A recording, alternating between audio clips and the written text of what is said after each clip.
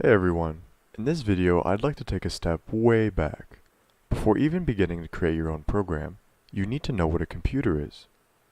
When I say the word computer, what's the first thing that comes to mind? Your laptop? Your dad's old dusty PC? Your Macbook? What about your cell phone? Your car? Or your thermostat? You most likely have the first three come to mind. The fact is, all of the above have something in common. If you're familiar with binary already, skip to step 2 in this playlist. Even though a MacBook and a thermostat have completely different jobs, they both use electricity to make decisions, like robot minds in a way. Unlike us humans who can use biology to think and move and talk, electronics can only use electricity to do anything. Here's a wire. Without a battery or a plug, the wire has no electricity running through it.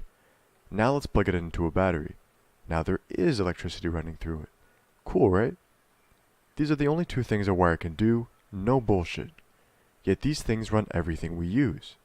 So how can computers, cell phones, and thermostats do anything impressive by turning wires on and off?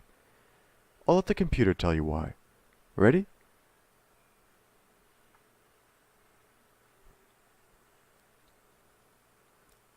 Did you get any of that? Me neither. These very zeros and ones represent the wires inside of a computer turning on and off very quickly. Zeros for off and ones for on. Believe it or not, they draw the pictures on your screen and shoot the bullets from your Call of Duty gun. Do you think anyone in their sane mind would like to program a computer the same way they think? So, what can we do if we can't speak to computers in the way they think? Easy. You hire a translator. A translator that can take English instructions and turn it into zeros and ones, so that a computer's wires can turn on and off in the right way. Now you're the master. This is what programming languages are designed for. So to recap, all cars, MacBooks, thermostats, and PCs have wires in them and get stuff done by turning them on and off. On paper, you can represent this as 0 for off and 1 for on. Instead of going crazy, programming languages were invented so that a translator can turn the English programming language into zeros and ones.